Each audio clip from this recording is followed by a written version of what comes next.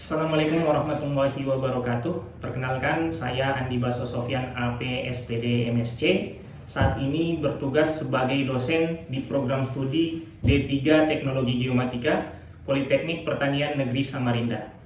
Dalam video ini, perkenankan saya untuk menjelaskan salah satu mata kuliah yang saya ampu sebagai unjuk kerja Tridharma Perguruan Tinggi di bidang pengajaran.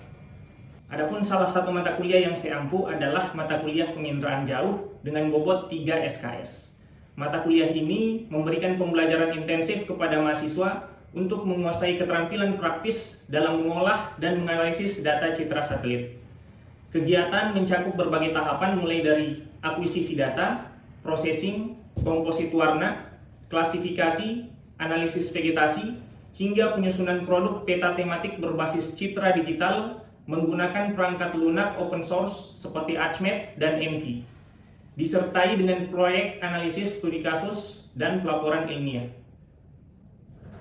Untuk materi pembelajaran mencakup: pertama, konsep dasar sistem penginderaan jauh; kedua, jenis dan sistem satelit citra penginderaan jauh; ketiga, perkembangan teknologi penginderaan jauh; empat, perolehan data citra penginderaan jauh; yang kelima, koreksi geometrik data citra satelit penginderaan jauh; yang keenam, koreksi radiometrik data citra satelit penginderaan jauh; yang ketujuh, klasifikasi supervised dan unsupervised pada citra penginderaan jauh; dan yang ke-8, terkait pengolahan data teknologi penginderaan jauh untuk monitoring perubahan lingkungan, pengelolaan wilayah pesisir, dan pengembangan wilayah. Adapun untuk sistem pembelajaran, yakni kuliah dan praktikum secara langsung atau tatap muka, disertai diskusi kelompok, studi kasus, sistem pembelajaran project based learning, dan juga sistem pelajaran problem based learning. Itulah beberapa hal berkaitan dengan salah satu mata kuliah yang saya ampu sebagai unjuk kerja Tridharma Perguruan Tinggi di bidang pengajaran. Semoga bermanfaat. Terima kasih. Assalamualaikum warahmatullahi wabarakatuh. Waalaikumsalam. Salam sejahtera untuk kita semua. Puji syukur kita panjatkan kehadirat Tuhan Yang Maha Esa. Hari ini kita masih diberikan kesehatan dan juga kesempatan untuk melanjutkan kembali perkuliahan kita. Hari ini kita masuk di perkuliahan untuk pertemuan kedua, mata kuliah penginderaan jauh. Adapun kembali saya sampaikan, sesuai dengan RPS atau rencana pembelajaran semester, capaian pembelajaran untuk mata kuliah penginderaan jauh ini adalah mahasiswa atau adik-adik sekalian mampu menghasilkan data hasil pengolahan teknologi penginderaan jauh sebagai data geospasial untuk monitoring perubahan lingkungan, pengelolaan wilayah pesisir, dan pengembangan wilayah secara sistematis.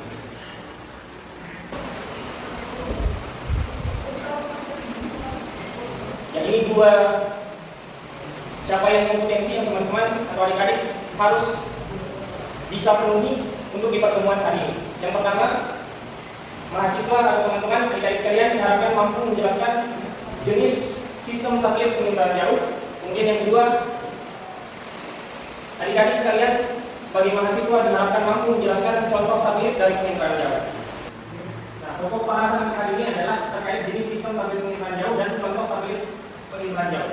Untuk mereview pembelajaran yang sebelumnya, kita akan bahas lagi terkait definisi, kemudian bagaimana teknologi penginderaan jauh itu bekerja, dan juga apa saja pemanfaatan dari teknologi penginderaan jauh. Seperti yang sudah kita bahas sebelumnya, mungkin di antara adik-adik sekalian ada yang masih ingat istilah dari penginderaan jauh itu berarti apa? Bermakna apa? Ya, silakan Pak. Penginderaan jauh adalah teknik atau metode pengumpulan informasi tentang objek atau wilayah informasi tanpa melakukan pengawasan. Oke, baik, betul sekali. Bahwa yang disampaikan oleh Prof. tadi, penginderaan jauh merupakan teknik ataupun metode untuk memperoleh informasi dari suatu objek tanpa kita melakukan kontak langsung dengan objek tersebut. Nah, secara bahasa, seperti yang sudah kita bahas sebelumnya, bahwa penginderaan jauh itu berasal dari dua kata. Yang pertama, penginderaan dari kata indra. Nah, kita tahu atau sering kita dengar terkait indra, panca indra manusia. Ya, ada indra peraba, indra pendengar, indra melihat. Nah, indra itu merupakan alat manusia untuk merasakan atau memperoleh informasi dari lingkungan. Itu indra. Jadi indra bisa kita definisikan sebagai alat untuk memperoleh informasi. Kemudian ada kata jauh, penginderaan jauh. Artinya kita bisa memperoleh informasi dengan hal tersebut dari kejauhan. Nah, beberapa ahli mengungkapkan definisi dari penginderaan jauh. Di antaranya, menurut Peter dan kawan-kawan, menjelaskan bahwa remote sensing is the instrumentation. Jadi remote sensing itu adalah instrumen, teknik dan juga metode. Teknik dan metode to observe the earth surface. Jadi suatu teknik dan metode untuk mengobservasi permukaan bumi at a distance, dari kejauhan, and to interpret the image or numerical values, dan juga untuk menginterpretasikan suatu image, suatu gambaran atau suatu numerical value, nilai numerik, untuk memperoleh informasi. Jadi in order to acquire meaningful information of particular object. Jadi untuk memperoleh informasi dari suatu objek di atas permukaan bumi. Nah, ini menurut kita metode. Selanjutnya ada juga definisi penginderaan jauh. Di sini menurut Nielsen dan kawan-kawan. Nah, di sini Nielsen dan kawan-kawan mengungkapkan bahwa remote sensing is the science and art. Jadi remote sensing itu adalah science, ilmu pengetahuan, and art, dan juga seni of obtaining information about an object. Untuk memperoleh informasi dari suatu objek, area, or phenomenon. Dari suatu objek, area, ataupun fenomena, perlu the analysis of data. Melalui analisis data by a device, jadi dengan menggunakan device atau peralatan tertentu. That is not in contact with the object, tanpa melakukan kontak langsung dengan objek, area, or phenomenon. Jadi tanpa menggunakan atau tanpa adanya kontak langsung dengan suatu objek, area, atau fenomena yang ingin kita investigasi, yang ingin kita ketahui informasinya. Nah, itu merupakan pengertian dari penginderaan jauh.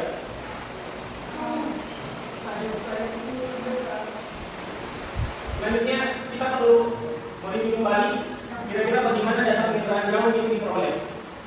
Sebelumnya sudah kita bahas bahwa ada beberapa komponen yang berpengaruh atau beberapa komponen yang bekerja dalam menghasilkan data penginderaan jauh.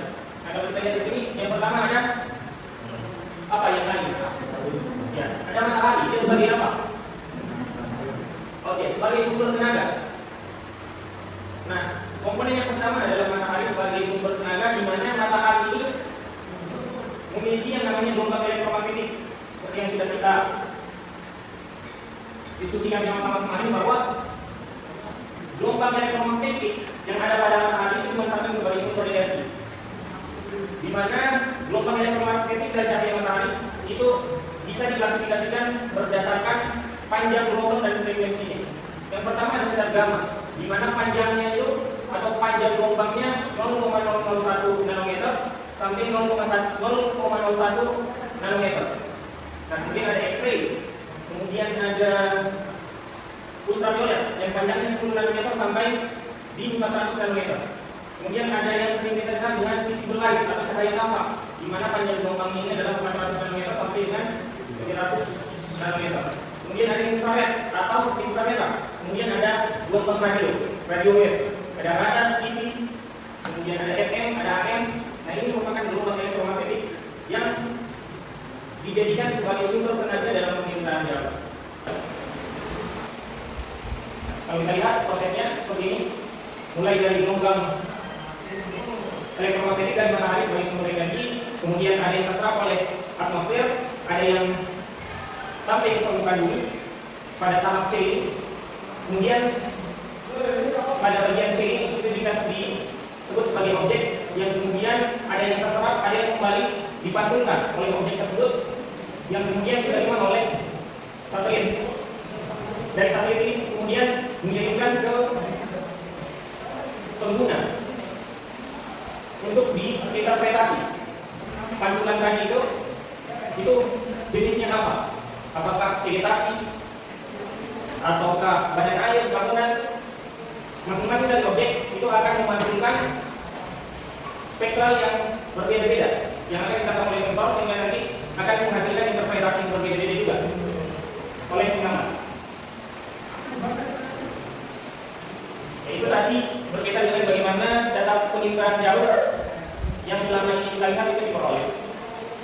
Kemudian kita lanjut untuk materi terkait perkembangan dari teknologi penginderaan jauh. Nah, kita tahu bahwa teknologi penginderaan jauh itu terus berkembang dari masa ke masa. Nah, untuk di awal kita belum tahu yang namanya satelit. Satelit itu teknologi satelit untuk penginderaan jauh itu baru ditemukan pada tahun 1999 dengan adanya teknologi satelit yang namanya IRTS, Earth Resources Technology Satellite, atau yang kita kenal juga dengan saat ini kita kenal dengan satelit Landsat. Awalnya masih kamera. Jadi kamera itu ditemukan tahun 1898. Kemudian digunakan untuk mendokumentasikan objek di atas permukaan bumi atau mendokumentasikan sesuatu menjadi sebuah gambar. Kemudian berkembang kamera ini ditempelkan pada yang namanya balon udara sehingga bisa memotret area yang lebih luas.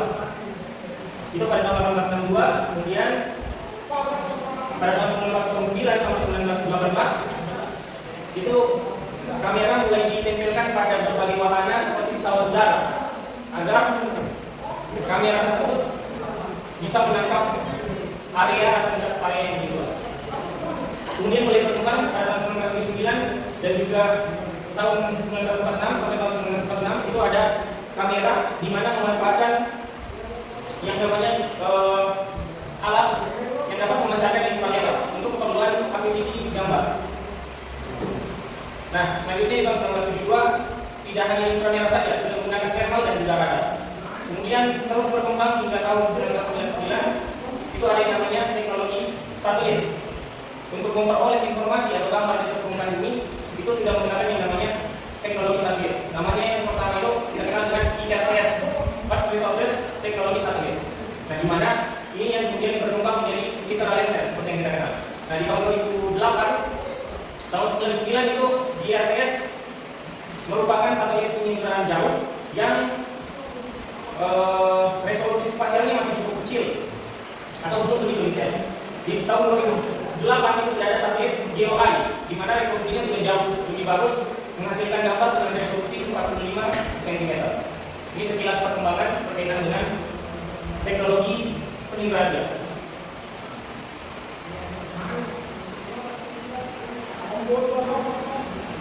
Nah, teknologi penginderaan jauh ini dimanfaatkan untuk apa saja? Ada banyak ya. Ada mungkin teman-teman adik-adik yang pernah memanfaatkan teknologi penginderaan jauh dalam kegiatan penelitian? Oke, Aziz, melakukan pemetaan menggunakan teknologi penginderaan jauh. Datanya data apa yang digunakan?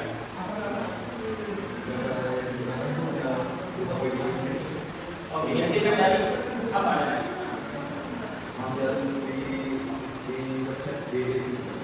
Menggunakan satelit apa? Satelit Sentinel-2. Oke, menggunakan satelit Sentinel-2 untuk mengidentifikasi persebaran anggur. Oke, itu salah satu contoh pemanfaatan teknologi penginderaan jauh. Masih banyak lagi pemanfaatan teknologi penginderaan jauh di berbagai bidang kehidupan saat ini. Yang pertama misalnya untuk pemantauan cuaca, itu biasanya pakai satelit Himawari 8.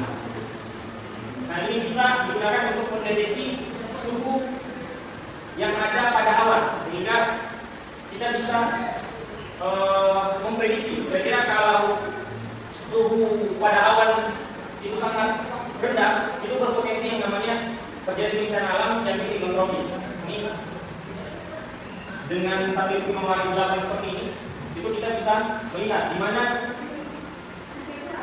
wilayah yang terjadi yang berpotensi terjadi cuaca buruk seperti misalnya siklon tropis ini. Lihat dari warna yang ditampilkan pada image hasil citra penginderaan jauh. Dan kemudian juga bisa digunakan untuk monitoring banjir. Ini ada citra spot 6 dan juga citra spot 7. Ini merupakan wilayah sebelum terjadi banjir, kemudian yang di kanan ini setelah terjadi banjir. Nah, dengan citra penginderaan jauh ini kita bisa identifikasi wilayah mana yang terdampak banjir. Kemudian di sini juga ada yang untuk pemantauan lingkungan. Ini adalah citra Iguanos. Ya, nama citranya adalah citra Iguanos yang memotret wilayah Aceh pada tahun 2004 berkaitan dengan bencana tsunami. Nah, ini sebelum terjadinya bencana tsunami. Kalau ini setelah terjadinya bencana tsunami. Ini sebelum terjadi bencana tsunami. Melalui gambar yang dihasilkan oleh citra penginderaan jauh ini, kita bisa dengan mudah mengetahui kira-kira wilayah mana saja yang terdampak tsunami seperti yang pernah terjadi di Aceh. Itu tadi berkaitan dengan pemanfaatan penginderaan jauh di bidang bencana, mitigasi bencana. Kemudian ada juga pemanfaatan citra penginderaan jauh untuk memantau cuaca. Ini misalnya Himawan 8 sama yang tadi itu untuk mendeteksi kira-kira di mana akan terjadi siklon tropis, bencana siklon tropis. Kalau ini Himawan 8 untuk memperlihatkan the cloud top temperature. Ya, jadi di mana wilayah-wilayah yang berpotensi terjadinya hujan berdasarkan suhu dari temperatur awan tadi. Nah, ini sekilas untuk pemanfaatan cuaca. Kemudian ada juga untuk monitoring wilayah pesisir misalnya. Nah, ini untuk mengetahui distribusi klorofil A dan juga untuk mengetahui distribusi dari suhu permukaan laut. Nah, kenapa penting untuk mengetahui atau memetakan klorofil A? Ya, klorofil A itu merupakan zat yang disukai oleh ikan, sehingga di mana wilayah yang banyak klorofil A-nya itu merupakan wilayah yang berpotensi menjadi wilayah tangkapan ikan untuk nelayan. Kemudian bisa juga mengetahui temperatur dari perairan. Kemudian ada juga yang memanfaatkan teknologi penginderaan jauh itu untuk mengidentifikasi total suspended solid, atau di mana wilayah-wilayah yang zat terlarut pada perairan itu besar. Nah, kalau misalnya TSS-nya tinggi, artinya pada wilayah tersebut itu pencemarannya juga tinggi. Terjadi pencemaran di wilayah perairan tersebut. Dengan teknologi penginderaan jauh ini kita bisa melakukan monitoring wilayah pesisir ataupun wilayah perairan dengan relatif mudah, karena kita bisa mengobservasi wilayah yang luas dan juga datanya bisa kita peroleh secara mudah melalui penyedia-penyedia data penginderaan jauh.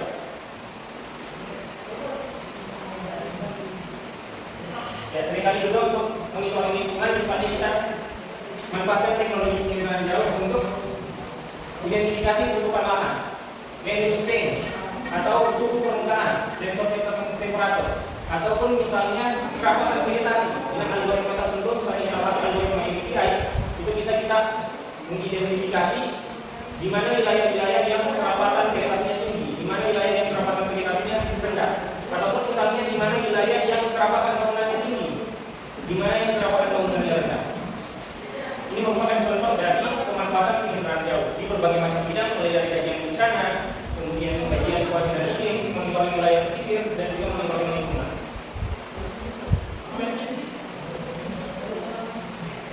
Nah, selanjutnya untuk capaian kompetensi hari ini, adik-adik setelah mengikuti perkuliahan ini perlu atau diharapkan bisa mengetahui yang pertama jenis sistem satelit teknologi penginderaan jauh.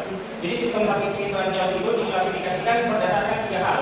Yang pertama berdasarkan sumber tenaganya, kemudian yang kedua berdasarkan misi, dan yang ketiga berdasarkan orbitnya. Nah, yang pertama berdasarkan sumber tenaganya. Berdasarkan sumber tenaga, teknologi penginderaan jauh itu dibagi menjadi 2. Ada yang pasif, ada yang aktif. Kira-kira kalau dari kalimat ini atau dari istilah ini, ada yang pasif, ada yang aktif. Ada yang bisa menyampaikan yang aktif itu seperti apa, yang pasif itu seperti apa? Apa bedanya antara yang pasif dengan yang aktif? Kalau yang pasif itu kan menggunakan tembakan sebagai sumber energi. Oke. Sedangkan yang aktif itu mengirim sendiri gelombang dan menangkap tembakan. Oke, jadi betul sekali. Ada yang namanya sensor pasif dan ada yang namanya sensor aktif. Ya, seperti yang disampaikan tadi di review awal pertemuan, bahwa teknologi penginderaan jauh itu memanfaatkan gelombang elektromagnetik. Nah, gelombang elektromagnetik itu berasal dari sumber tenaga. Sumber tenaganya bisa dari matahari, bisa dari gelombang yang dipancarkan langsung dari alat. Untuk satelit sensor pasif atau teknologi penginderaan jauh pasif, nah dia memanfaatkan cahaya matahari sebagai sumber tenaganya. Jadi kenapa bilang pasif? karena tidak bisa bekerja kalau tidak ada sumber tenaga berupa matahari. Itu yang disebut dengan pasif. Seperti ini ya, pasif. Nah, kemudian ada yang aktif. Nah, berbeda dengan sensor pasif tadi yang cahaya yang gelombang elektromagnetik atau sumber tenaga yang sangat bergantung pada matahari. Untuk pasif, sistem dari satelit itu yang kemudian memancarkan sendiri gelombang elektromagnetiknya. Jadi walaupun tidak ada matahari sebagai sumber tenaga, itu tetap bisa bekerja, tetap bisa beroperasi, tetap bisa mengidentifikasi objek yang ada di permukaan bumi dengan memancarkan gelombang elektromagnetik tersendiri. Nah, itu nanti dilanjut pelajari ada yang namanya LIDAR, Light Detection of Fading. Kemudian ada radar. Itu macam-macam gelombang elektromagnetik yang secara aktif dipancarkan langsung oleh satelit penginderaan jauh. Jadi bukan berasal dari matahari. Jadi secara ya berdasarkan sumber tenaganya, perlu diingat bahwa sistem penginderaan jauh itu dibagi menjadi dua, ada pasif, ada aktif. Kalau dia memanfaatkan matahari untuk bisa bekerja atau bisa beroperasi, itu disebut sebagai sistem pasif. Kalau misalnya satelit tersebut menghasilkan gelombang energi sendiri atau gelombang elektromagnetik sendiri, itu disebut sebagai sistem aktif. Oke.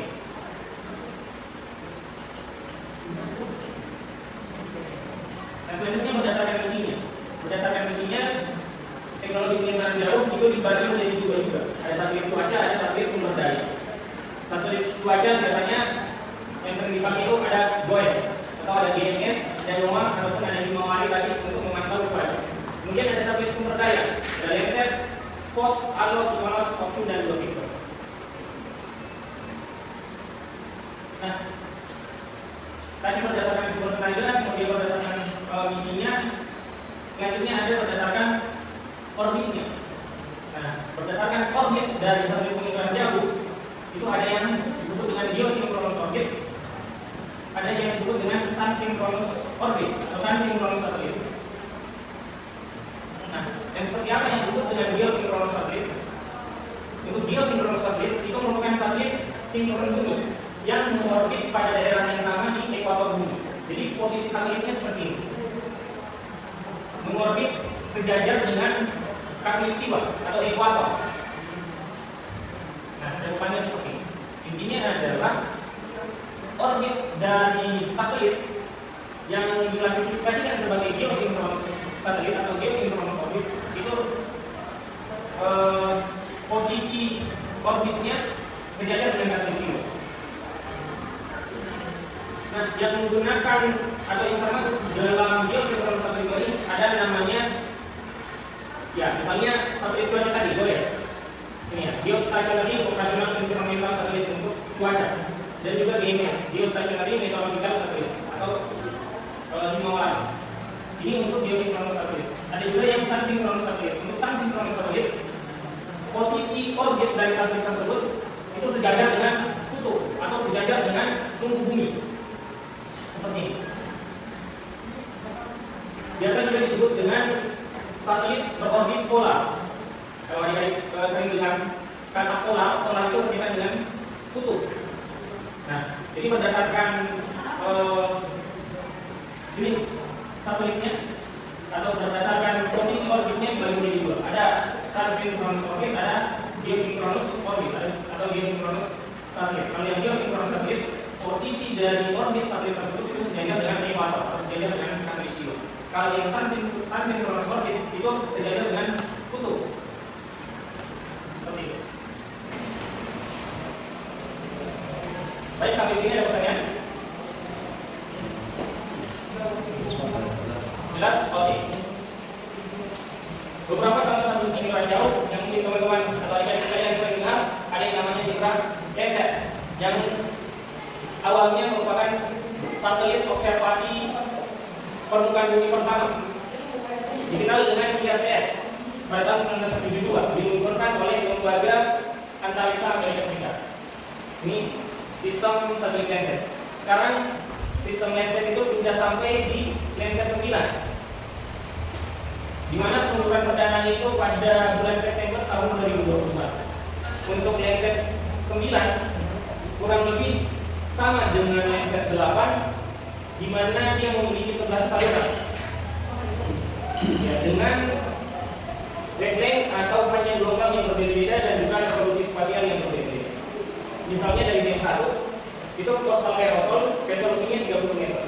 Untuk resolusi tertingginya itu ada di band 8 pankromatik atau hitam putih, di mana resolusi spasialnya itu untuk setiap pikselnya adalah 15 meter.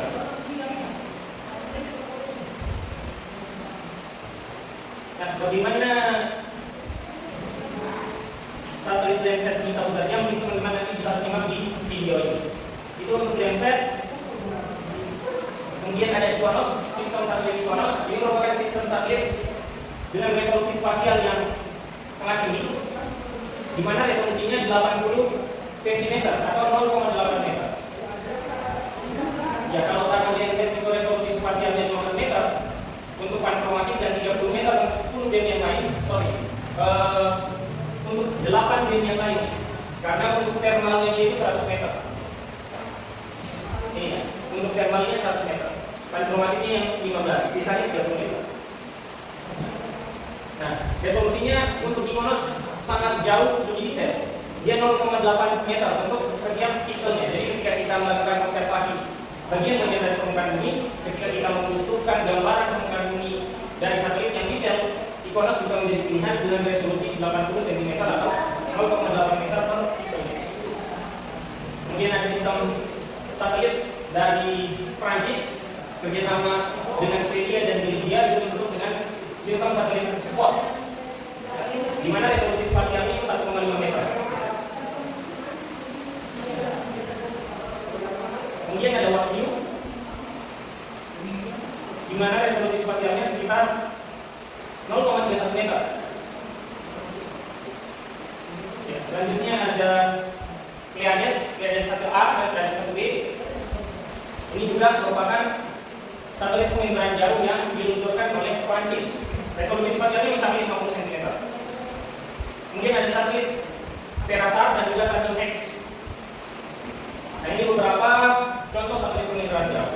Jadi hari ini harapannya setelah mengikuti materi ini, teman-teman sudah bisa mengetahui atau mampu menjelaskan terkait sistem satelit penginderaan jauh itu apa saja. Mulai dari sistem satelit penginderaan jauh yang diklasifikasikan berdasarkan sumber energinya. Tadi berdasarkan sumber energinya ada aktif dan juga ada pasif. Kemudian sistem satelit yang diklasifikasikan berdasarkan misinya. Ya, ada yang misinya untuk pemantauan lingkungan, ada yang untuk pemantauan cuaca. Kemudian berdasarkan posisi orbitnya, ada synchronous orbit, ada geosynchronous orbit. Kemudian contoh satelit penginderaan jauh mulai dari Landsat, kemudian ada SPOT, ada Iconos, ada WACU, itu masing-masing memiliki kelebihan pada resolusi spasialnya masing-masing.